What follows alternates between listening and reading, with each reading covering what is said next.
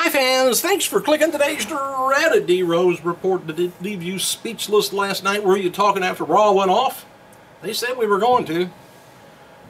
I didn't say too much. Get ready to talk about it now, I guess. Anyway, last night's Raw in Tampa, Florida with The Rock's return was the first total sellout they've had in some time now.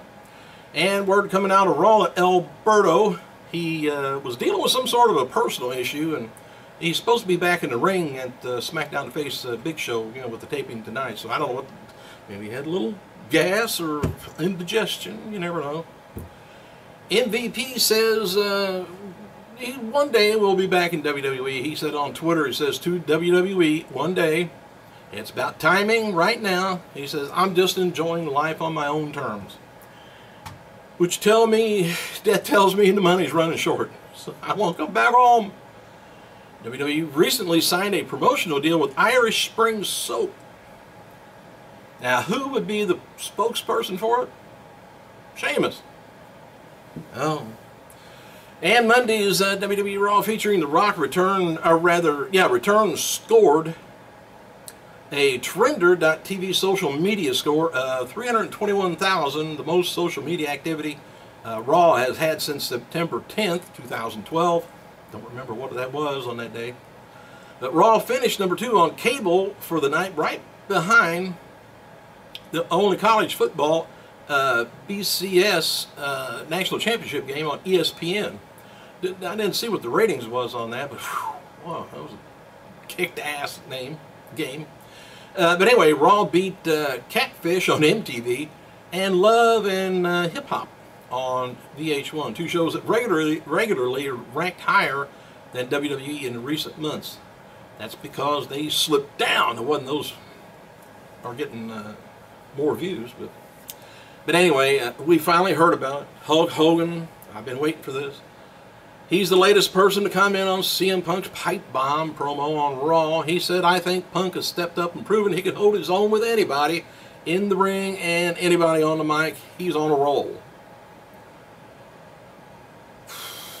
Oh well, now we heard that, life can go on. A source reported on Monday that WWE officially locked in top 4 WrestleMania 29 matches. Last night, Raw began something a little bit different this year, with the creative team booking backwards from WrestleMania to now.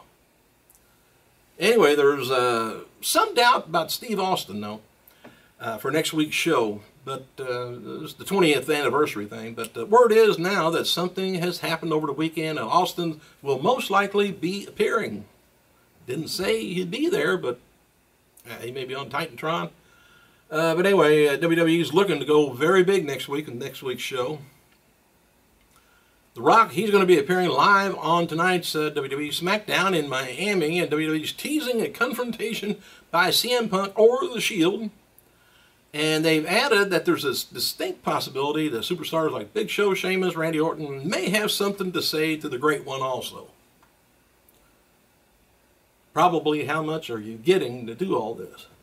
And WWE's NXT crew, they were indeed backstage at Tampa last night, and developmental talent Skylar Moon, formerly Bugsy Nova, was there. She had been missing from the NXT roster page for several months, but now she says she's with WWE on her Twitter bio.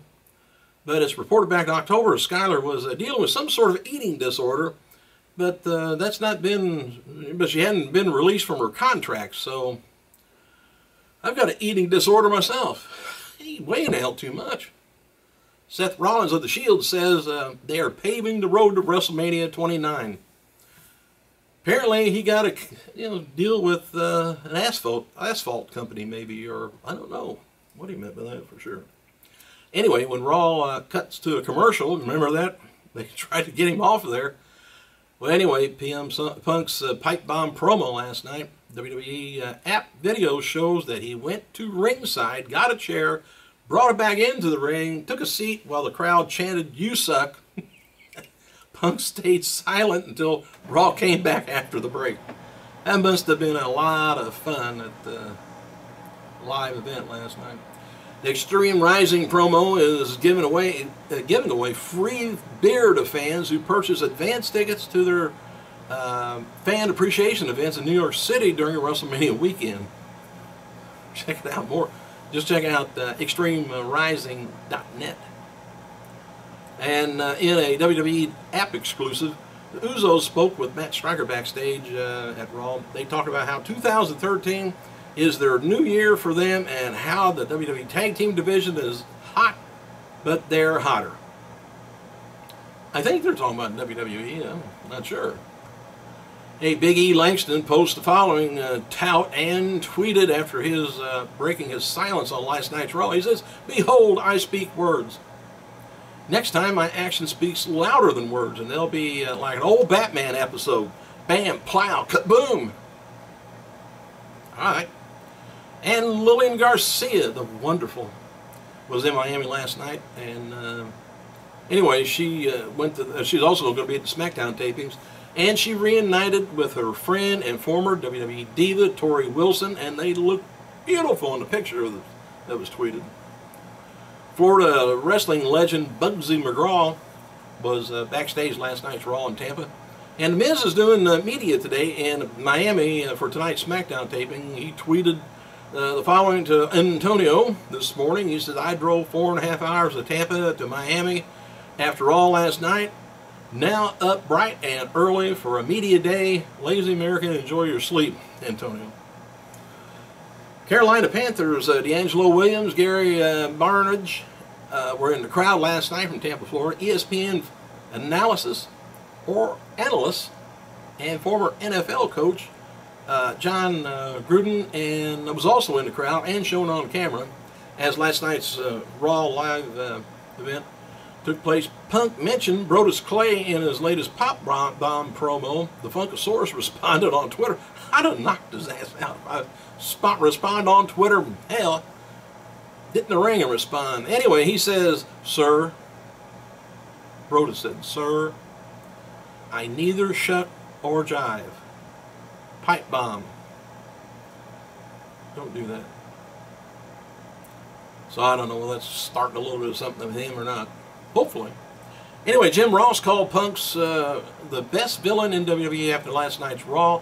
Punk is the best villain, he says, and practices his trade name, his trade in years. He says, could have been to start in any era. Tonight's WWE SmackDown taping is going to be taking place at American Airlines Center, Florida, Miami, with special guest appearance, of course, with The Rock. Confirmed is also Alberto taking on Big Show. Confirmed for the main event is Sheamus taking on Ziggler. Ziggler tries and tries, man. He tries. He does. He's great at that. They get to the top. They get to the main event. And he just, I don't know, just doesn't have it. I don't know what it is about it. But anyway, WWE DVD News reports that WWE's DVD on Mick Foley and the In Your House pay-per-views will be available on Blu-ray format when they hit the stores in April. And no word yet the title of Mick Foley's DVD, but the In Your House DVD will be titled The Best of In Your House. Well, what were they paid to come up with that? Happy birthday to UWF and AWA Tag Team Champion. Remember them, the Bushwhackers. They never come back, do they? They need to bring them back in. Anyway, 66.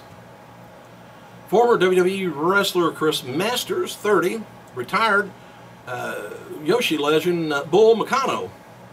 Remember her? 45 years old, current.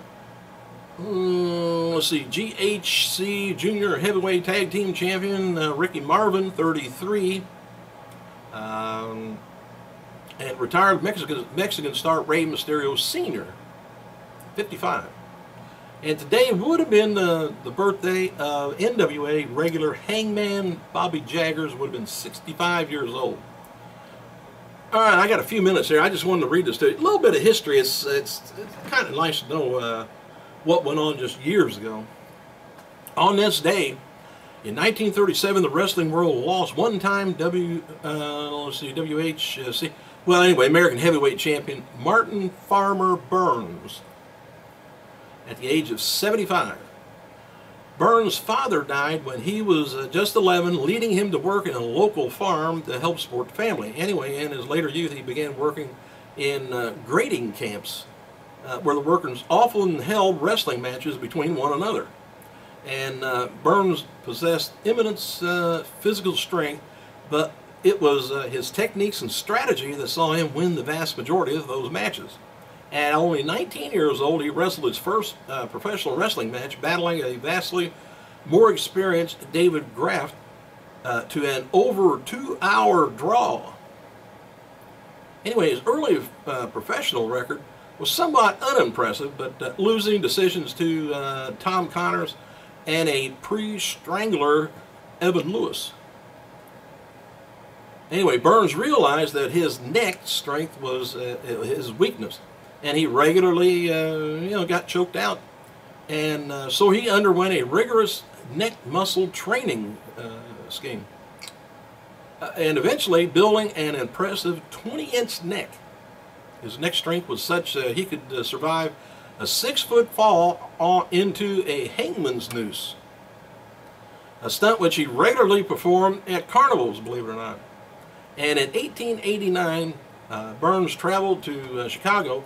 But I don't know if I would try that, just showing off in front of a carnival crowd. Man, something could just go wrong once and doing a hanging thing. But anyway, in 1889, Burns traveled to Chicago. By pure chance, saw a flyer offering $25 and anyone could last 15 minutes in the ring with Jack Carlick and Evan Lewis. Sensing his opportunity for revenge, Burns took the challenge and successfully beat both of them. Within 5 years, Burns has risen to become arguably America's most top grappler, and he earned another match with Lewis. It's Strangler Lewis. And this time, the latter American heavyweight title, for that title. And Burns comfortably defeated Lewis and went on to hold the title for 2 years.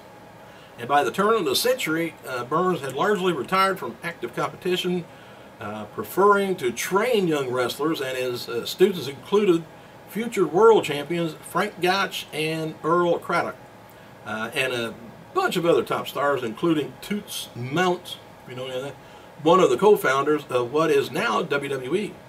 In 1914, Ed published a widely respected training manual and championed by the likes of Ed Strangler Lewis and Lou Thez in the years to come. Burns eventually died of natural causes in his home in Council Bluffs, Iowa. I still say nobody dies of natural causes. Either your heart stopped, and that's not natural, or you had something, and that's not natural, because if you were natural, you'd still be alive. Ponder that for a while. Thanks for clicking, you guys. I gotta go.